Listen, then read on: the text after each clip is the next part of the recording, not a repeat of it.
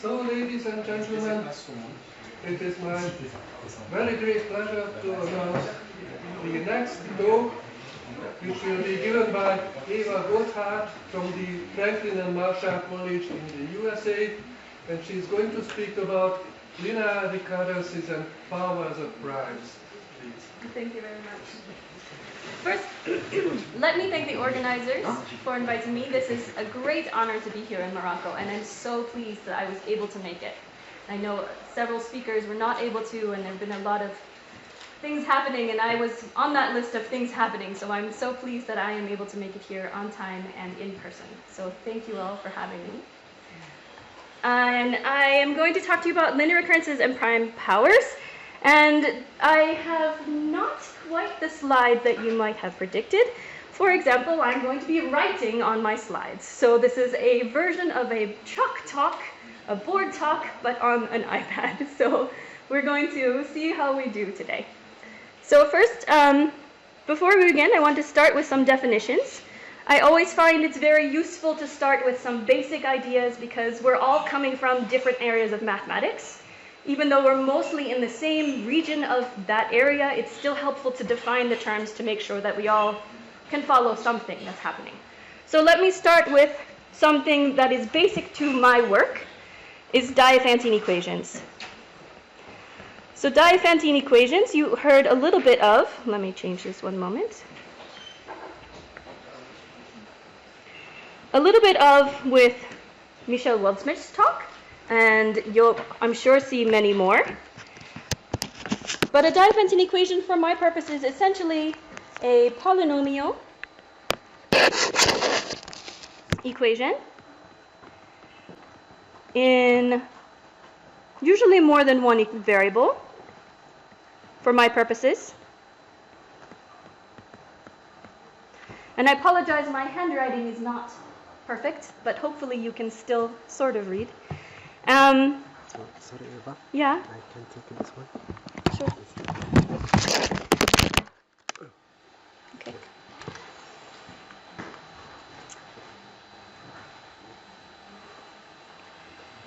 And as I was saying, for my purposes, I want to have integer coefficients.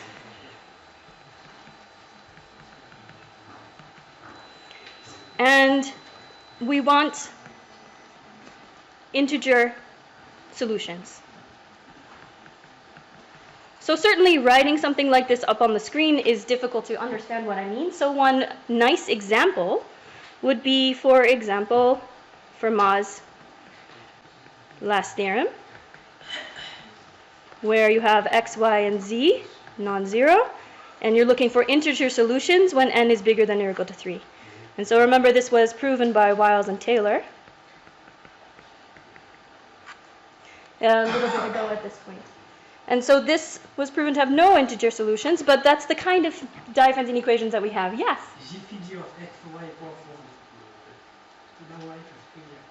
Oh, you're looking for trivial solutions? Non-trivial solutions. No, you want non-trivial solutions. Yes, yes. Thank you. Excuse me for that clarification. Yes, so if you're looking for, if there are trivial solutions, sometimes we write them down, and in this case, I'm ignoring the trivial solutions. Yes. Okay, good. So other types of equations would be exponential Diophantine equations.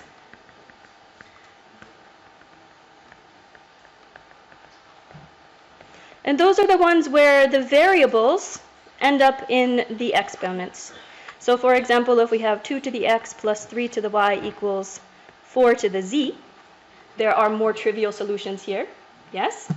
And one easy one to spot is one where you have 2, 0, and 1 as a solution. And so if we have x, y, z non-zero, can you find any others?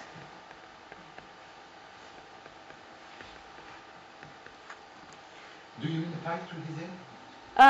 No, I'm showing an example of an exponential Diophantine equation where this one is kind of silly, because if you have x, y, and z non-zero, what does that mean for this side? This side is odd, right? And this side is even. And so what do you end up having? You end up having almost not solutions at all. So it's just an example of it's not something going to be solved, it's just an example of an exponential Diophantine equation. Or so far okay? Yeah. Okay. No? Michel's like, no, I'm not okay. I need to solve this problem. No, because you write 2, 0, 1. So it gives 4 plus 1. 2, 0, and 1? Yes? Yes. It gives 4 plus 1. It's for... 2, 3 to the... Oh, because this... Thank you, Michel. Thank you, Michel. See, when you're on the stage, your brain kind of like leaves your body and you don't really think about, yes, but you're right. When you do 0 in for the exponent here, this becomes not a 0, it becomes a 1, and so it's still odd. So yes, no, that's not a solution. Ignore that one. Thank you, Michel. Proof by Michel. Done. Okay, moving on, but this is at least what a Diophantine equation looks like when you have variables in the exponents.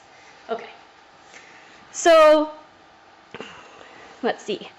After that, we want to focus mostly on, remember, my title was linear recurrences and prime powers. And so, even though I'm talking about Diophantine equations, I also want to talk about linear recurrences. And so one of the most famous linear recurrences is the Fibonacci numbers.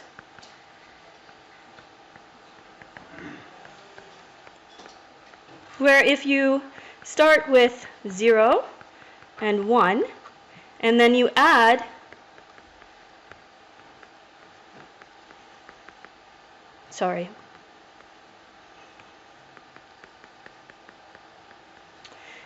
the next 2 to get the next one. So if we start here with n being bigger than or equal to 2, so then you define the rest. So we add 0 and 1 together to get the next one, which would be 2. And then you continue that recurrence. And so this is an example of a linear recurrence, which is order 2. So this is an order 2 linear recurrence, 2 order, because it takes 2 things to define the next one. Okay. And so hopefully we've all seen those before. So other things that we'll need, again, if you define a linear recurrence for more terms, you can call it, so in general, you get something like un is then some coefficient c1 un minus 1 plus c2 un minus 2, and so on, ck un minus k. So this would be order k. And you can define it with constant c1, c2, ck. That would then give you the next one. So you can change those numbers. The Fibonacci has just 1s in front of those coefficients, but you can use other coefficients as well. Is that all right? Okay, good. All right, so going on to look at some more definitions. We'll be focusing on simple, non-degenerate, linear recurrences with a dominant root.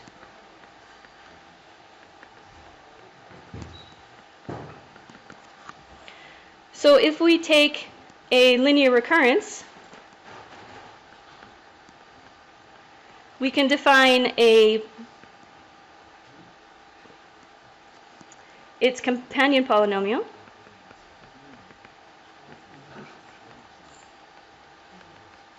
So for example, for the Fibonacci numbers, we have fn is fn minus 1 plus fn minus 2.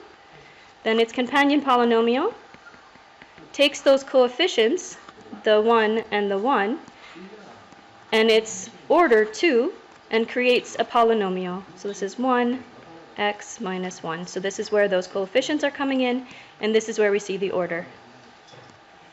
Okay. So from this companion polynomial, you can find the roots, which we have probably all seen before.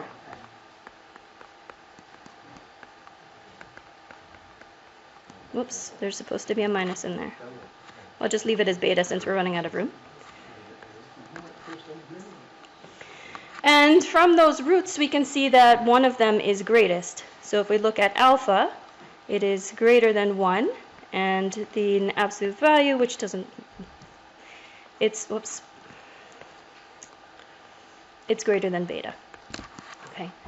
And so what this is this is a this has the dominant root. So this would be our dominant root alpha.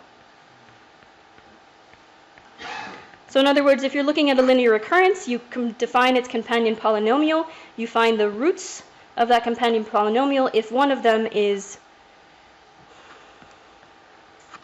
dominant, then it satisfies this dominant root condition where you have one of them being strictly greater than all of the rest. So here, if you have all of the, so perhaps you have k, if one of them is greatest and all the rest, possibly some are equal, but the first one is strictly greater than, you are fine. Okay. Non-degenerate means that, so this is dominant root.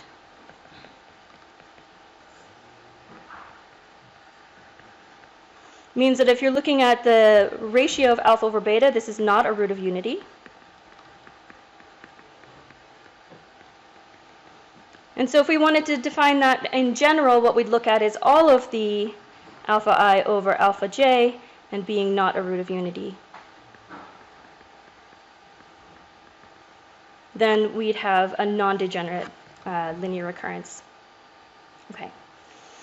I'm going to skip over simple for now. If you want to know what that one looks like, we can go over it later. But for the moment, let's move on. So another example that we can look at is the Fibonacci sequence, which is defined in terms of 3. So rather than the Fibonacci being defined with 2, now we have 3. And notice it's still with the coefficients of 1. And so we can, for example, write down the polynomial that goes along with this, which would be now the order of 3. And it's still 1, so it's minus x squared minus x minus 1. And if you look at this carefully, you'll notice it has 3 roots, one of which is real, the other 2 are complex, and the real root in this case also is a dominant root. Okay. The reason I'm needing this at the moment is that I'm going to use this as an example later, so keep this in the back of your mind. So this one does turn out to be simple and non-degenerate. And has a dominant root.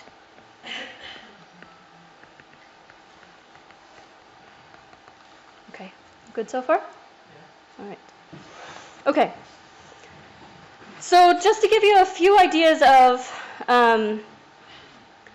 results that have been seen in something like this. So the main idea now is that we're going to look at these linear recurrences and set them equal to prime powers. So linear recurrence, the sum of linear recurrence terms, equal to a prime power.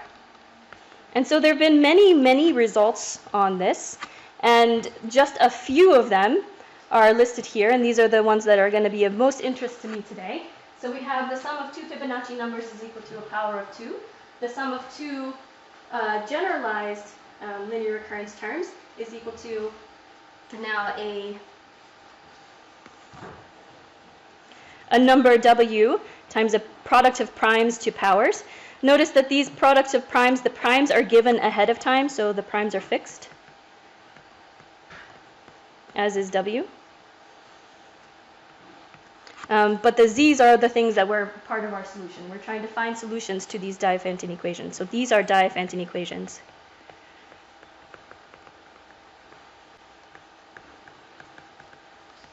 Okay. So Maher and Rat also looked at now generalizing to more terms, t terms, and adding coefficients in front of those series, and looking at then more the sum of prime polynomials with coefficients as well. Mazondar and Rat also did something similar, except with 1 prime p. Okay. So what I'm interested in particular is looking at this structure here.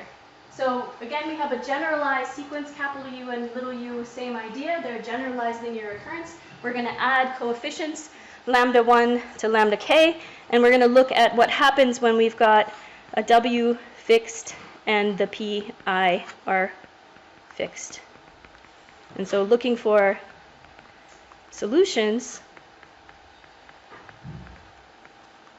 that look like an n1, n2, nk, and a z1, z2, etc., zs. The lambdas are also, I believe they're also fixed, and now I'm not remembering exactly. So the main result looks something like this. I take it back. It doesn't look something like this. We'll need this term. This is what happens when you have some. So apologies. Okay, so let's move some of this over. Okay, so we're going to need Ziegler's, an additional definition that Ziegler defined in 2018, which is called admits dominance. So if you have a k-tuple of integers, again, I said those lambda 1, lambda 2, and lambda k are fixed. And so if you have a k-tuple of those integers, they are said to admit dominance if for every n1 to nk, we have that the sum of these things is bigger than some fixed constant times your un1. So that you can bound them below in this way. There is a really nice detailed description of what that looks like for very particular Diophantine equations and linear recurrences in his paper, so I'm going to direct you to that rather than talking about it here. So, as I was trying to say, the main result is something of this form. And so please note that our linear recurrence un must be simple, non-degenerate,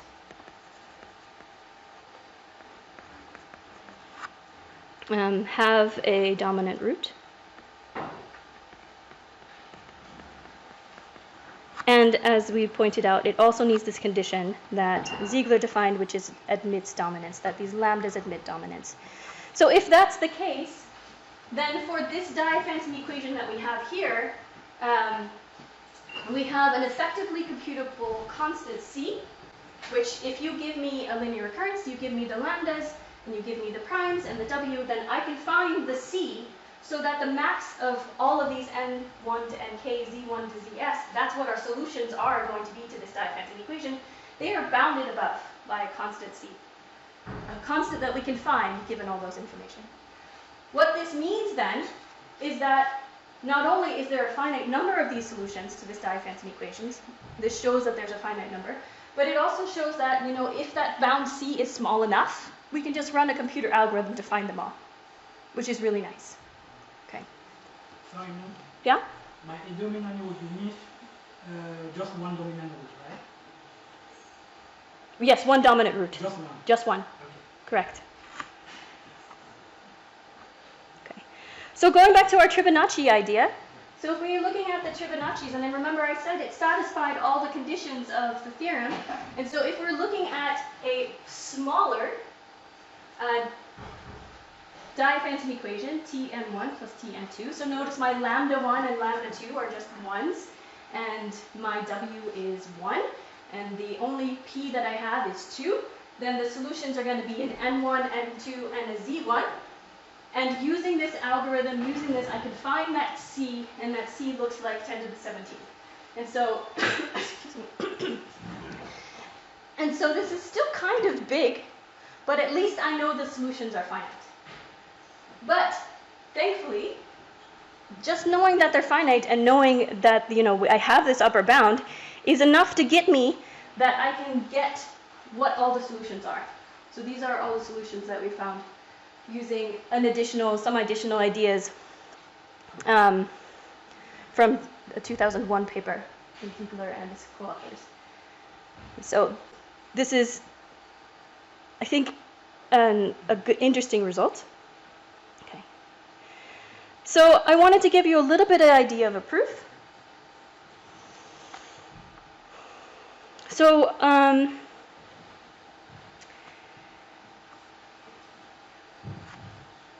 so the main idea here is that if you start by assuming that a solution exists,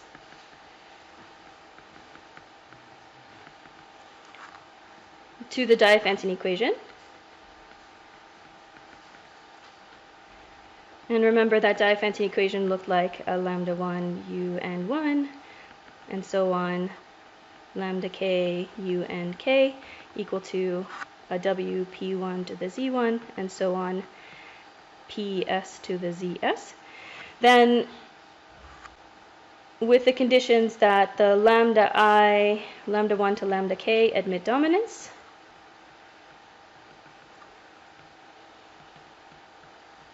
That your linear recurrence satisfies all those conditions before.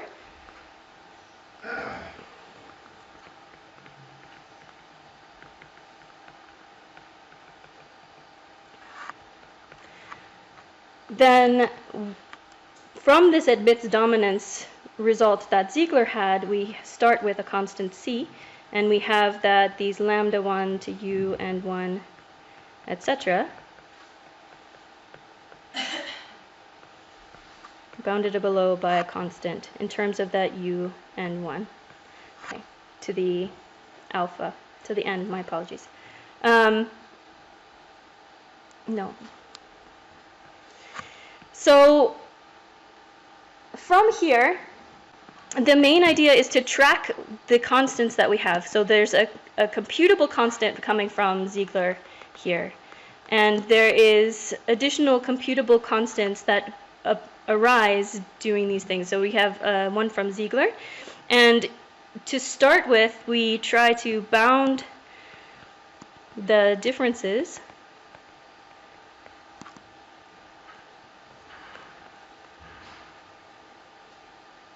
I apologize. Okay, let me take this back. So we want to bound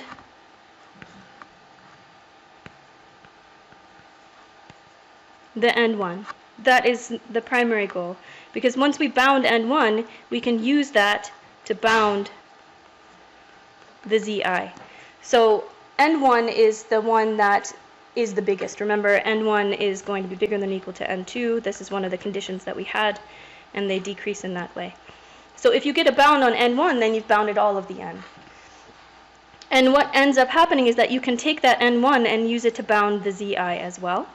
And so this uses a linear forms and logarithms that has multiple pieces. And so it uses mainly Matveev's result. But we use a refinement of Matveev.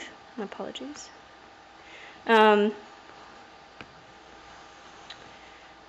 Due to Bujold, Mignot, and I don't have it on my screen, I apologize. And another, do you remember who else? Zigzag. Was it Zigzag? Yeah, it was Zigzag. Thank you. See, it's great to have audience participation. It's fantastic. Okay, so the result is easier to use in this situation and ends up working really well to give us that bound on n1, which then bounds the z1. So I think rather than going through those details here, because it is a lot of chasing those constants c around, I'm going to leave that to my paper. So if you're interested, please let me know and I can send you a copy. But for now, I think I'm going to end quite early and save the conference some time. So thank you for your attention.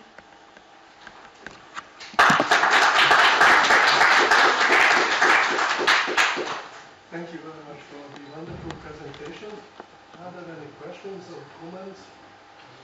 Michelle, you need your confirmation. I need your confirmation that we've ended.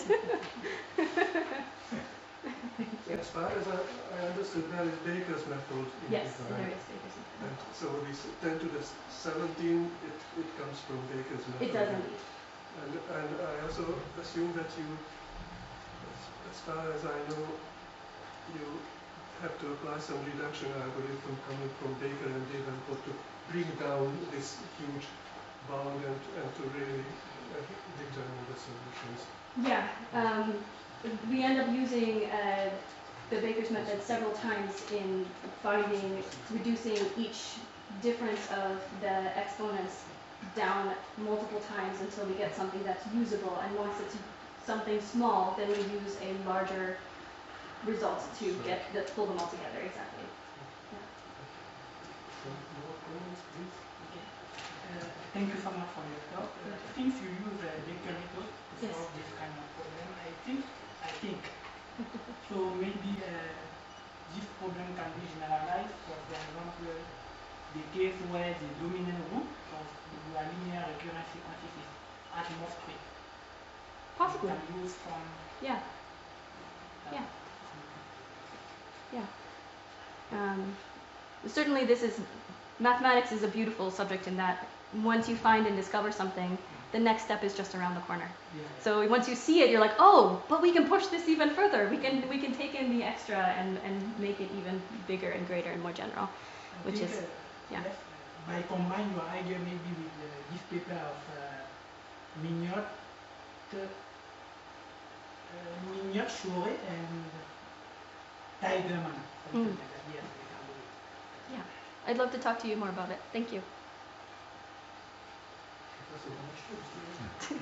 Yes, when you say that your constant is effective, it depends on the constant which is used in the definition by Ziegler.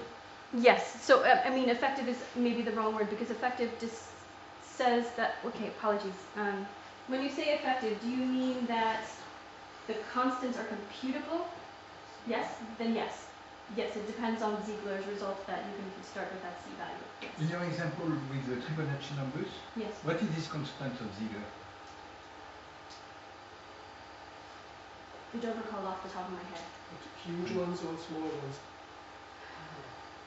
It was fairly small. Yeah, it's fairly small. It's not quite obvious, it's not immediate that is... No, it's not immediate. Okay. No.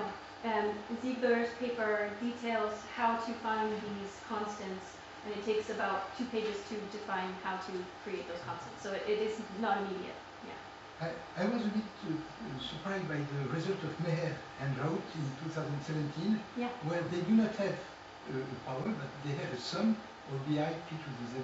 Yes. So how do they do that? I don't recall, to be honest. So but it's it's a linear function algorithm, or is it because with the subspace theorem we see that we have something like the subspace theorem. yes, I think they do use linear functional logarithms. Ziegler has a similar result where he looks at the sum of two, where he looks at a linear combination of linear recurrences equal to the sum of linear recurrences as well. So you have 2 linear recurrences on either side, and a lot of the results then use that idea to plug in specific values for your second linear recurrence. And I think that maybe something similar is happening with their paper, but I don't recall. Part of the reason is that this was work that my students worked very hard on, and this is mostly their work, and I'm presenting the ideas that they came up with, and I should have started with that, I apologize. But, so I worked with Brian Ha and Lily Macbeth and Luisa Velasco on a summer project, and they worked really hard to pull these details together. And so I just added a little bit here and there to pull it into more publishable work, but it is mostly their results, not mostly mine. So I'm so nervous that I forgot to start with that. Yes, could you repeat? There were some letters for your theorem. Yes. Who are the? So the first one is you. Yeah, no, we'll start. One moment.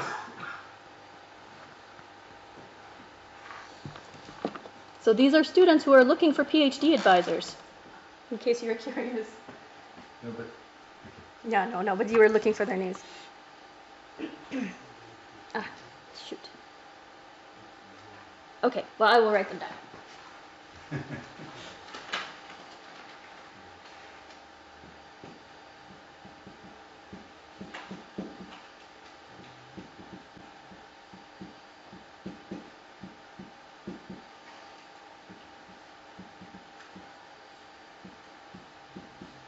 These are exceptional students that I've had the pleasure of working with, and I'm so impressed by the work they've done. Okay, thank you. Yes. Thank you. Some further remarks or questions? If not, then let us thank the speaker today.